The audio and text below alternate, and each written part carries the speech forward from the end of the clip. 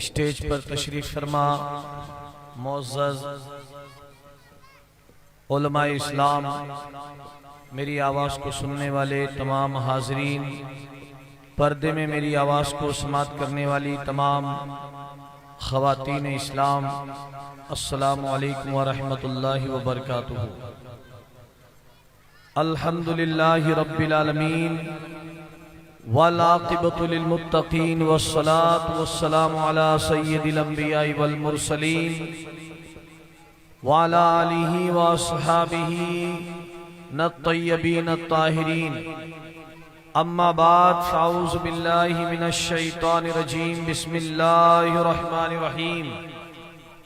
इन्नद-दीना इंदल्लाहिल इस्लाम। सदक़ल्लाहुल अज़ीम। हज़रात, आपके दयारे मोहब्बत में लोनी में पहली बार मेरा यहां पर आना हुआ है। गाजियाबाद जिले के इस मर्दुम खेज कस्बे में जहां पर अहले ईमान की इतनी बड़ी तादाद रहती हो, मैं सबसे पहले मुबारकबाद पेश करूंगा आप सभी हजरात को कि आपने यहाँ पर एक अज़ीमुश्शान इदारा कायम किया, जामिया फैज़ दारे अरकम।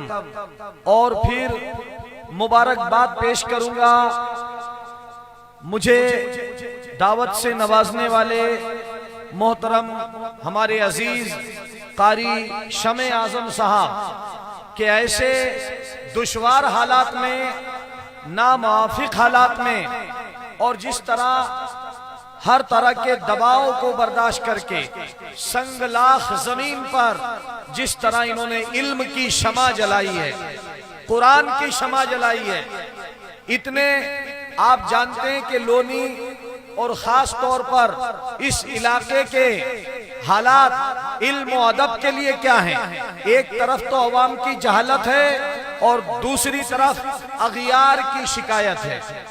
ऐसे हालात में कारी शमे आजम साहब ने इस इदारे को कायम फरमाया, बच्चों के सीने में कुरान की शमा जलाई। मैं इनके लिए ही कहना चाहूंगा, कारी शमे आजम साहब से कहना चाहूंगा कि फानूस बन के जिसकी हिफाजत हवा करे, वो शम्मा क्या बुझे जिसे रोशन खुदा करे। तो हमारे कारी शमे आजम साहब वो शम्मा है जिसे अल्लाह ताला ने इल्म के लिए रोशन किया है, और जो इल्म के लिए रोशन हो जाता है उसे फिर कोई बुझा नहीं सकता। लिहाजा मैं दिल से मुबारकबाद पेश करता हूँ। और ये कुरान की तालीम, जैसा कि मैं देख रहा हूँ कि बच्चों की काफी तादाद यहाँ पर हाजिर है, और खास तौर पर ये बच्चों का ही जलसा है।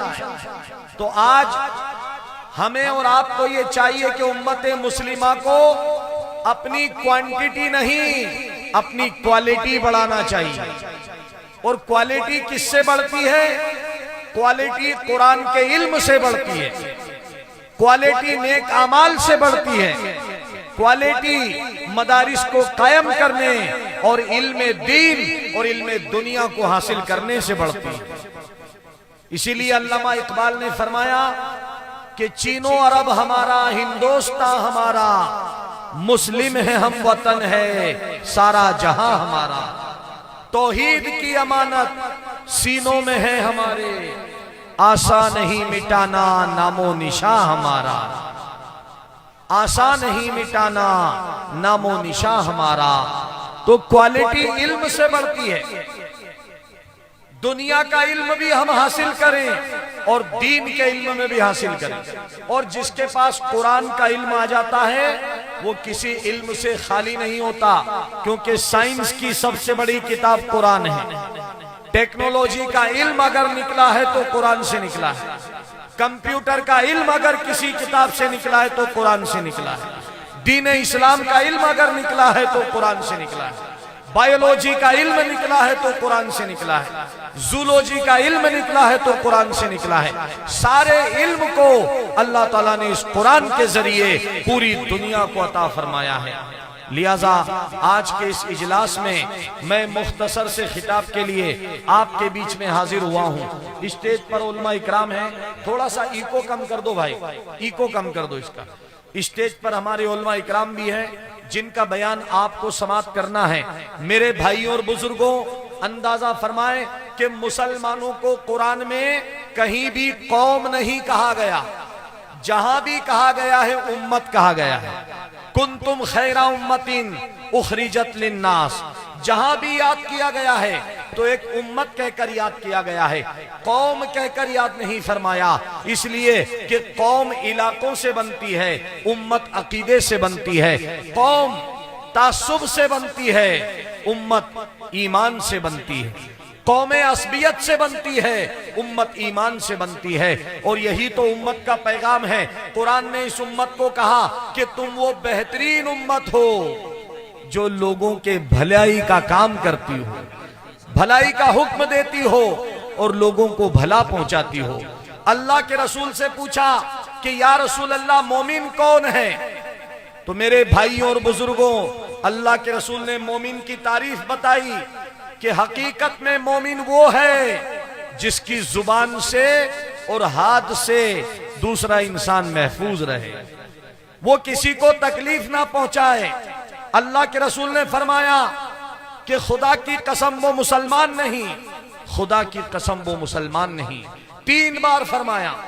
तो साहबा इकराम ने पूछा या रसूल अल्लाह, कौन मुसलमान नहीं? आपने फरमाया कि जो अपने पड़ोसी को तकलीफ पहुंचाए, जो अपने पड़ोसी को तकलीफ पहुंचाए वो मुसलमान नहीं हो सकता। तो कुरान का जो पैगाम है वो सदाकत का पैगाम है। कुरान का जो पैगाम है वो इंसानियत का पैगाम है। कुरान सद्भावना, शांति, सदाचार, अहिंसा और परोपकार की बात करता है। कुरान ह्यूमैनिटी, फिक्सिटी, मोरालिटी और स्टेबिलिटी, ह्यूमन डिग्निटी की बात करता है। कुरान तो लोगों को जोड़ने की बात करता है। कुरान तो कहता है या युन्नासुत्तकू रब्बुकुमुल्लज़ी खलक़का मिन नफ्सिन वाहिदा, ऐ लोगों, तुम सबको अल्लाह ताला ने एक माँ बाप से पैदा किया है। किसी भी समाज का हो, किसी भी धर्म का हो, किसी भी मुल्क का हो, अगर वो इंसान है तो वो आदम की औलाद है। कुरान ने भेदभाव को खत्म कर दिया है। कुरान ने ऊंच नीच की दीवार को गिरा दिया है। अल्लाह के रसूल की हदीस में आता है कि तुम में ना कोई गोरा है, ना कोई काला है, ना कोई अमीर है, ना गरीब है, तुम सारे इंसान आपस में बराबर हो। अल्लाह के नजदीक सबसे मोतबर वो है जो अल्लाह ताला का तकवा इख्तियार करता हो, जो अल्लाह ताला का खौफ इख्तियार करता हो। कुरान ने इसीलिए तमाम मुसलमानों को ही नहीं बल्कि तमाम इंसानों के बारे में कुरान फरमाता है कि तुम सब एक माँ बाप की औलाद हो। तो मेरे भाइयों और बुजुर्गों, कुरान का यही तो पैगाम है, यही वो तौहीद का पैगाम है। अल्लामा इकबाल इसीलिए फरमाते हैं कि मनफात एक है इस कौम की, नुकसान भी एक। मनफात एक है इस कौम की, नुकसान भी एक ही सबका नबी, दीन भी ईमान भी एक, हरम पाक भी, अल्लाह भी, कुरान भी एक। कुछ बड़ी बात थी होते जो मुसलमान भी एक, कुछ बड़ी बात थी होते जो मुसलमान भी एक। तो कुरान तो सारी इंसानियत की एकता की बात करता है कि जिस तरह खुदा एक है, जिस तरह कुरान एक है, जिस तरह सबका काबा एक है, उसी तरह ये उम्मत भी एक है, ये उम्मत भी एक है। और इससे बढ़कर कुरान ने इंसानियत की वहदत का पैगाम दिया कि सारे इंसान एक माँ बाप की संतान है, आदम की औलाद है, आदम की औलाद हैं, हजरत हव्वा की औलाद हैं। यही बात को वेदों के अंदर बयान किया गया है। एक खुदा की दावत को कुरान में जिस तरह कुल हुवल्लाहु अहद, ऐ महबूब फरमा दीजिए कि अल्लाह ताला एक है, यही बात वेदों के अंदर आती है, वेदों के अंदर आती है और वेदों के अंदर आती है। वेदों के अंदर आया है अंधतमा प्राविशंति असंभूति मुपासते ततो भूये उते तमो यऊ संभूत्यामृता। इस श्लोक के अंदर संभूति और असंभूति आया है। वेद कहते हैं कि जो अपने किसी आकार की पूजा करते हैं वो अंधकार में पड़े हुए हैं, और जो प्रकृति की पूजा करते हैं वो भी अंधकार में हैं। तो ए वेद, ये तो बताओ कि उजाले में कौन है? तो गीता के अंदर श्री कृष्ण ने अर्जुन से कहा, हे अर्जुन, तमेव शरणम गच्छ सर्वभावेन भारत, तत्प्रसादात् पराम शांति स्थानाम प्राप्स्यसि शाश्वतम। अर्जुन से कृष्ण ने कहा कि हे अर्जुन, तुम उसी एक ईश्वर की शरण में चले जाओ जो निराकार है, असीमित है, जो अनलिमिटेड है, ऑलमाइटी है। उसी की शरण में जाकर तुम्हें शाश्वत प्यार प्राप्त होगा, सत्य का ज्ञान प्राप्त होगा, शरण प्राप्त होगी। तो तौहीद का जो पैगाम है वो दुनिया की सारी किताबों के अंदर मिलता है। वेदों के अंदर भी तौहीद की, एक खुदा की इबादत का आता है, कुरान के अंदर भी एक खुदा का पैगाम आता है। और इसीलिए तो मेरे भाइयों, अल्लामा इकबाल ने फरमाया, तौहीद की अमानत सीनों में है हमारे, आशा नहीं मिटाना नामो निशान हमारा, आशा नहीं मिटाना नामो निशान हमारा। इसी तौहीद को आज हमारे नॉन मुस्लिम भाइयों को बताने की जरूरत है। आज गांव की चौपाल से लेकर टीवी के चैनल तक और इलेक्ट्रॉनिक मीडिया से लेकर प्रिंट मीडिया, सोशल मीडिया तक आज इस्लाम के खिलाफ गलत फहमियां फैलाई जा रही है। पॉलिटिकल स्टेज हो या इकोनॉमिकल स्टेज हो या मीडिया का स्टेज हो, हर जगह इस्लाम के ताल्लुक से गलत फहमियां फैल रही है। और मेरे भाइयों, ऐसे में हमारी ये जिम्मेदारी बनती है, हमारी रेस्पॉन्सिबिलिटी बनती है कि हम अपने नॉन मुस्लिम भाइयों तक नबी का सही पैगाम पहुंचाएं, कुरान का सही पैगाम पहुंचाएं, इस्लाम का सही पैगाम पहुंचाएं। आज अल्लाह के रसूल की शान में अगर कोई गुस्ताखी करता है तो हम थाने का घेराव करते हैं, हम आंदोलन करते हैं, हम ज्ञापन देने जाते हैं। लेकिन मेरे भाइयों, हमारा ज़मीर हमसे पूछता है कि तुम्हारे होते हुए आज तक नबी की सही तालीम उन तक क्यों नहीं पहुंची? तुम्हारे होते हुए कुरान का और इस्लाम की गलतफहमी कैसे फैल गई? ये जिम्मेदारी हमारी है मेरे भाइयों। और मैं ये नहीं कहता, आज ये उलमा इकराम बैठे हैं, कुरान इनके सीनों में है, हदीस इनके सीनों में है, ये कुरान को पेश करते हैं। आप कहेंगे साहब हमें तो कुरान की एबीसीडी नहीं मालूम, हमें तो कुरान और हदीस मालूम नहीं, हम कैसे इस्लाम उन तक पहुंचा सकते हैं? तो मेरे भाइयों, इस्लाम सबसे बढ़कर पहुंचता हमारे अखलाक से। किससे? अखलाक से। अल्लाह के रसूल ने फरमाया, आज हम रसूल पाक से मोहब्बत का दावा करते हैं। कोई मुसलमान हो रसूल पाक से मोहब्बत का दावा करता, खुदा से मोहब्बत का दावा करते हैं। लेकिन ये भी समाप्त करिए कि खुदा किन से मोहब्बत करता है, अल्लाह के रसूल किन से मोहब्बत करते हैं। तो अल्लाह के रसूल ने फरमाया कि तुम में अल्लाह और उसके रसूल के नजदीक सबसे बेहतरीन इंसान वो है जिसका अखलाक अच्छा हो, जिसका व्यवहार अच्छा हो, जिसका संस्कार अच्छा हो। तो अगर हम अखलाक को अच्छा बना लेंगे तो इंशाअल्लाह ये बहुत बड़ी तबलीग का काम करेगा। हमारा कोई हिंदू भाई परेशान हो, उसकी मदद कर देना इस्लाम है। भूखे को खाना खिलाना इस्लाम है, प्यासे को पानी पिलाना इस्लाम है। किसी हिंदू भाई की गरीब बेटी अगर निकाह के शादी के लिए बैठी हो, उसकी शादी में मदद कर देना आज इस्लाम की सबसे बड़ी खिदमत है। बस मैं आखिरी बात कह करके अपनी बात को खत्म करना चाहूंगा कि जो काम बड़ी बड़ी तकरीरों से नहीं होता, जो काम बड़े बड़े जलसों से नहीं होता, जो काम बड़े बड़े हथियार से नहीं होता, वो काम अखलाक से हो जाता है। हिंदुस्तान में ख्वाजा मोइनुद्दीन चिश्ती, ख्वाजा निजामुद्दीन औलिया महबूब इलाही, बाबा फरीदुद्दीन गंज शकर जैसे बड़े बड़े सूफिया इकराम आए। इन्होंने अपने अखलाक से और मोहब्बत से इस्लाम का पैगाम लोगों को पहुंचाया। करोड़ों लोगों ने इन बुजुर्गाने दीन के हाथ पर इस्लाम कबूल किया। वो क्या चीज थी मेरे भाइयों? वो यही अखलाक था, आपके यही अखलाक था। बड़ी बड़ी तकरीरों से जो काम नहीं होता वो अखलाक से हो जाता है। बस एक छोटा सा वाकया मैं आपके सामने पेश करके अपना स्थान ग्रहण करूंगा कि अखलाक से कौन सा काम होता है मेरे भाइयों। एक गांव आपके यूपी का गांव था, 1947 का वाकया है। यूपी का एक गांव था, मुरादाबाद के करीब का एक गांव था। वहां पर बड़ी आबादी हमारे हिंदू भाइयों की रहती थी। और छोटी आबादी मुसलमानों की 20-25 घर। मुसलमान अपनी जमीन पर मस्जिद बनाना चाह रहे थे, लेकिन बड़ी हिंदू की आबादी उनको मस्जिद नहीं बनाने दे रही। गांव का जो सरपंच था वो दबंग नेता था और मस्जिद को बनाने पर रोक लगा रखी। 47 का जमाना था, नफरतें फैल रही थी, मुल्क की तकसीम का जमाना था। गांव के लोगों ने सोचा कि बड़ी आबादी जो बहुसंख्यक समाज है मस्जिद नहीं बनाने दे रही, क्या करें?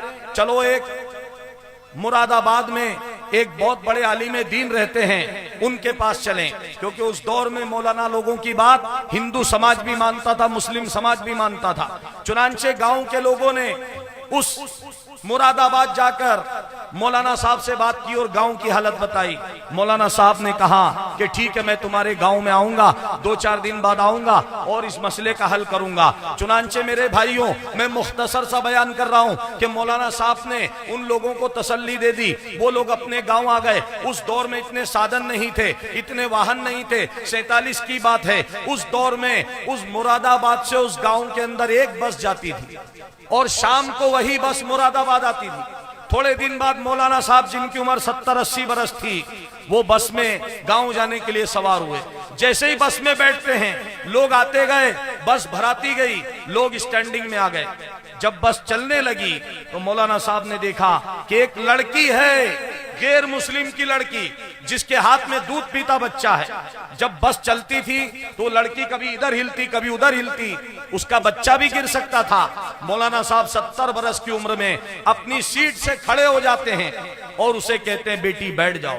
वो लड़की कहती, नहीं चाचा जान, आप तो खुद बुजुर्ग हैं, मैं चली जाऊंगी, आप बैठिए।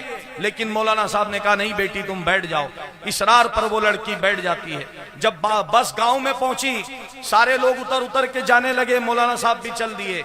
वो लड़की मौलाना साहब के सामने आई, कहा कि मौलाना साहब, मैं आपको ऐसे नहीं जाने दूंगी, पहले मैं घर ले जाऊंगी, आपको चाय नाश्ता कराऊंगी, अपने बाप से मिलाऊंगी, उसके बाद जाने दूंगी। मौलाना साहब ने कहा, नहीं बेटी मुझे काम है, तुम चली जाओ।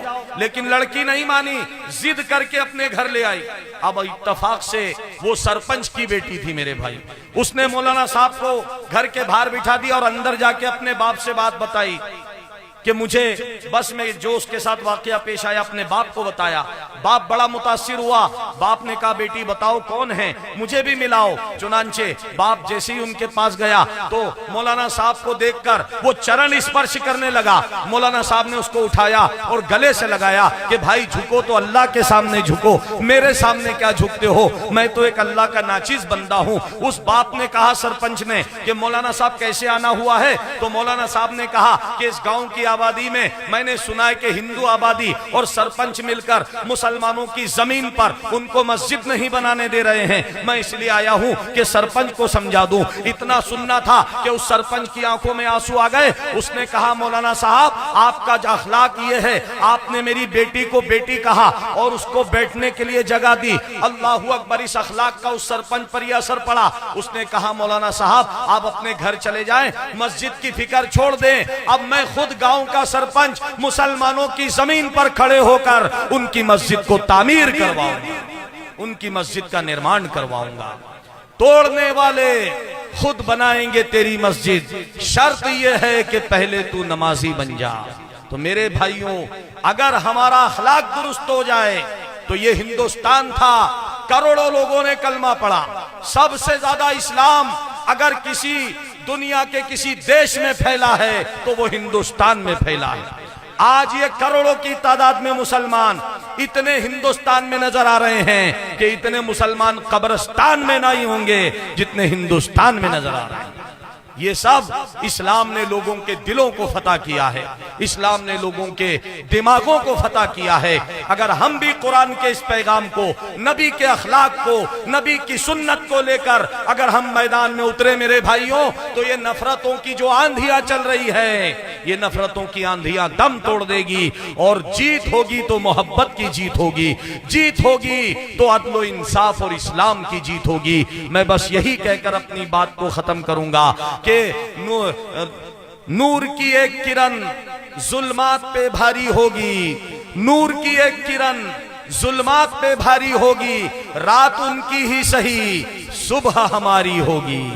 रात उनकी ही सही सुबह हमारी होगी। अल्लाह ताला से दुआ है हमें सुनने के साथ साथ अमल करने की तौफीक अता फरमाए और हमारे इस जलसे को कामयाब फरमाए। वमा अलैना इल्लल बलाग। बहुत बहुत शुक्रिया। आंखों में बस के दिल में